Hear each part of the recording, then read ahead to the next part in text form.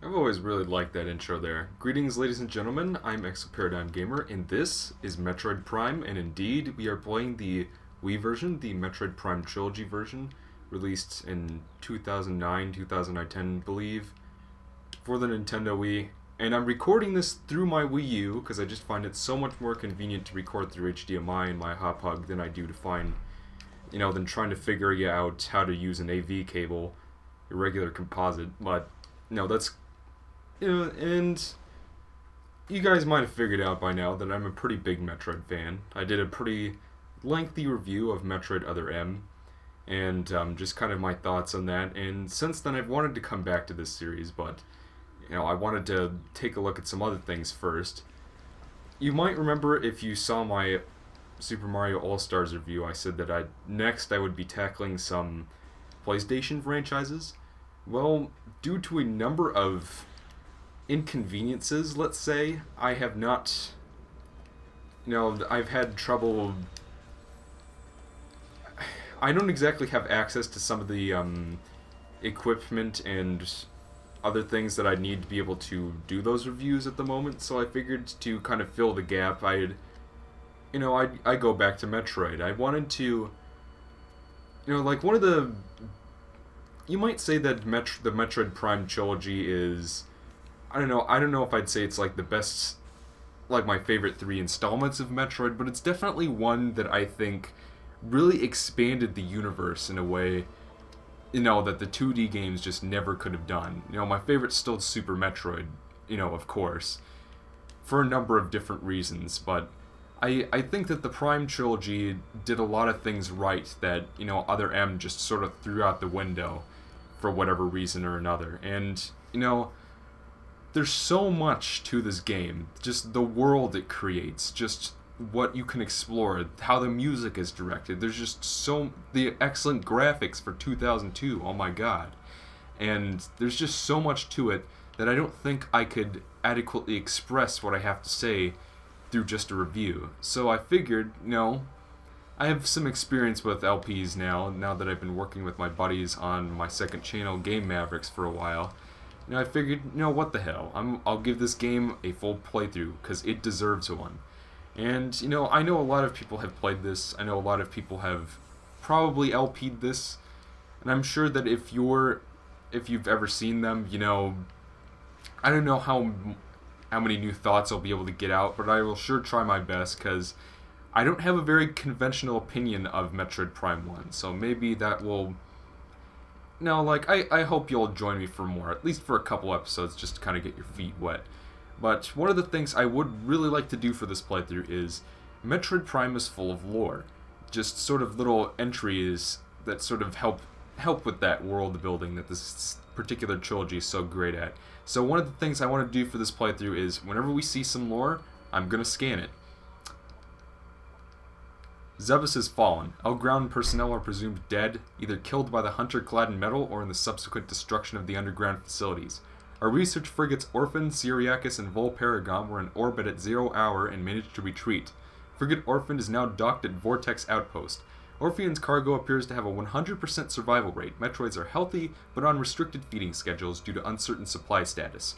We are ready to begin research on the Metroids and other promising life forms. Security status remains at Code Blue. No signs of pursuit from the hunter.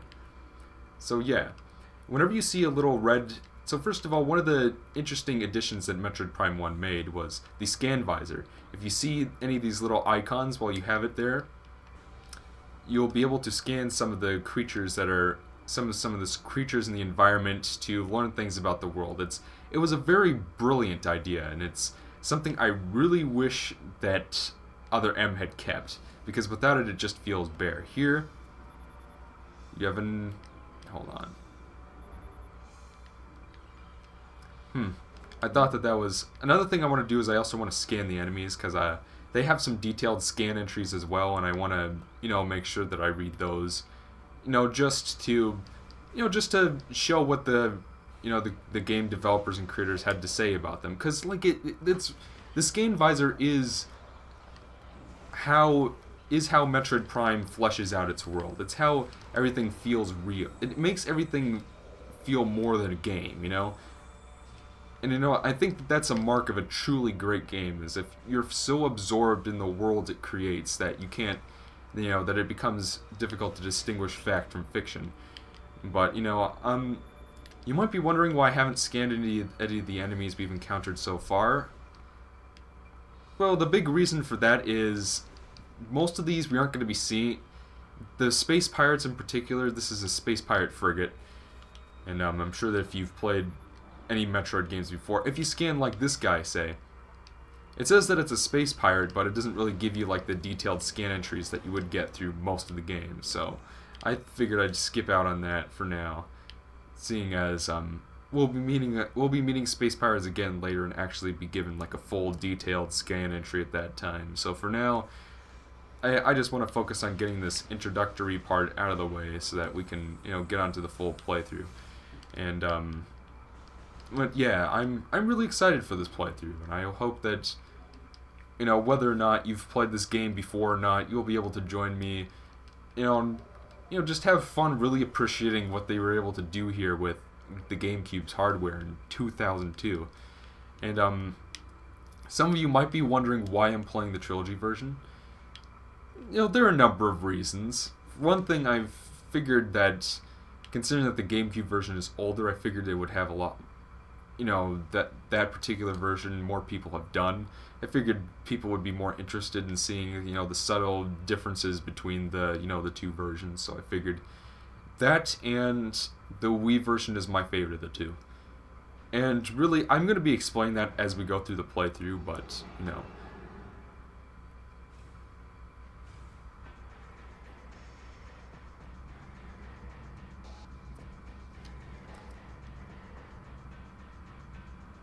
So here we have our first boss in the game, and here's where something relatively interesting about this particular boss. This is the Parasite Queen, parasite female, genetically enhanced by unknown means.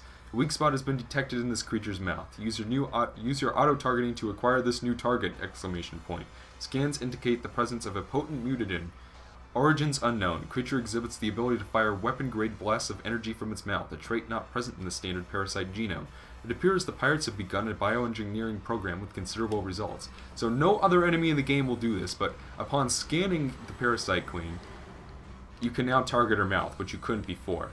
And the targeting system in Metroid Prime is what really separates it from most other first-person shooters. I really wouldn't even classify, you know, Metroid Prime as a first-person shooter per se, because it really, you know, they really did a good job of transitioning, like, just the gameplay style from the older 2D games, you know, to a 3D world through a first-person viewpoint, you know.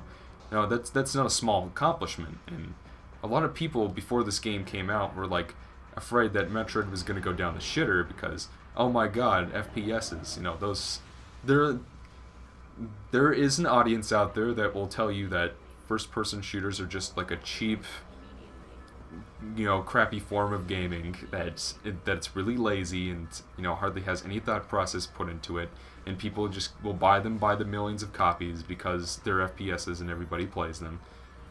I'm kind of sort of one of those people, but more recently I've kind of taken to just allowing, you know, if people have fun with them, you know, then that's not my problem. It's not my place to tell people what to think. So up here you can see that there's actually another Parasite Queen, and if you shoot it, it blows up. Interesting. Just want to make sure you don't miss anything important here. Nope. So we're gonna be, so yeah, like 5 or 10 minutes into the game, and we already have an escape sequence. You know, reminds me a lot of, you know, the beginning of Super Metroid, and unfortunately, it's not going to be the only moment that this game is going to remind us of Super Metroid. And, you know, it makes sense to do that, because after all, Super Metroid was a huge deal. These are parasites. Interstellar vermin travel in swarms. Indigenous to Talon 4, single parasite is harmless to larger life forms. However, they tend to travel in large groups, swarming over potential prey. Such swarms can be dangerous. Now, I wanted to make sure, absolutely sure, that I scanned these guys, because after this point in the game, you never see them again. So, if, you know, I should also talk about this. This is going to be a 100% run. You probably noticed that from, like, the title of the video, if that's still what I'm going with. But when I say 100%, I mean I'm going to be getting every single weapon pickup. And I'm not going to be doing a full scan log, as you probably have noticed already, for a number of reasons. First of all, it's practically impossible unless if you know where everything is. Because, like, there are many moments where if you don't scan something, you will never have another opportunity to scan it again. And I fucking hate that sort of shit. You know, I'm kind of a... if you guys ever read my... or watched my review of Super Mario World, you know that I consider myself a semi-completionist. You know, it's not something I am... If we're talking about, like, achievements or arbitrary stupid shit like that, I'm not gonna bother, because... fuck it. If, you know, missing one thing means that I have to do the whole game over again, then screw it, I'm not gonna bother. But if it's something like, hey, explore the level design all the way, and, you know, see everything that there is to see. You know what, I'm always down for that, and, you know, getting 100% in a Metroid game is one of those things that I really enjoy. It's what really adds replay value to the game, because, like, the first time you play, you're just trying to explore and figure out where to go. Watch out for this thing, by the way, because it hurts. It's kind of one of those rare surprise motherfucker moments in the Metroid franchise, but... You know, so, like, the first time you're playing, you're exploring the planet, you're trying to figure out where to go, fighting bosses, facing new enemies for the first time, really appreciating the world. Second time you play, you try to track down all the power-ups. Oh, I'm gonna cut myself off here, because we have an important development in the story.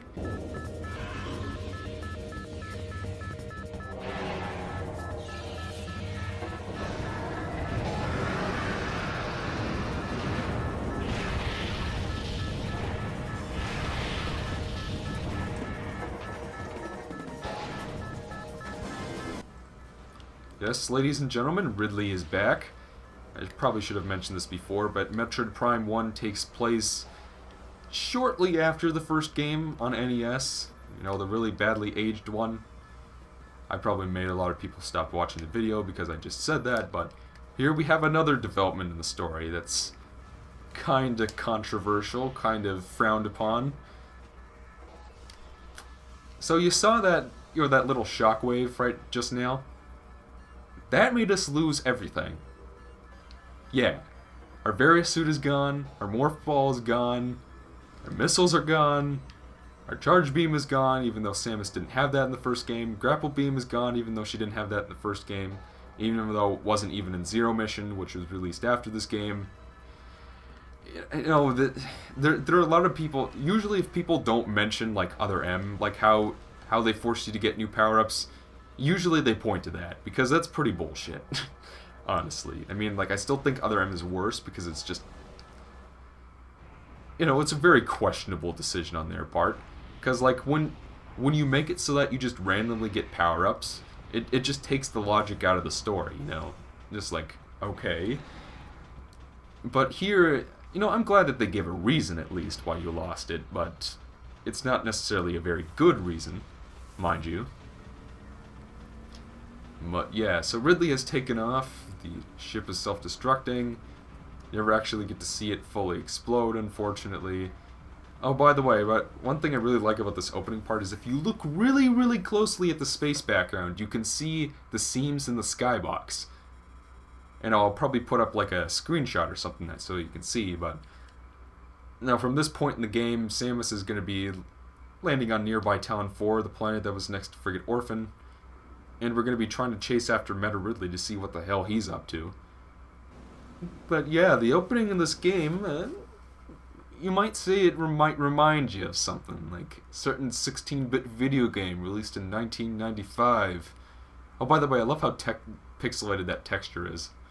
You can see it. I mean, like, I love the graphics in this game, ladies and gentlemen, but, you know, it's an early GameCube title, and not everything looks spectacular. Most of it does. Most of the game still looks fantastic to this day, but, you know, there's still those couple of questionable, you know, looking graphics. Like those, trees that were above us. You can see the opacity map on them. It might just be because I'm playing this through Wii U, and it's, you know, but...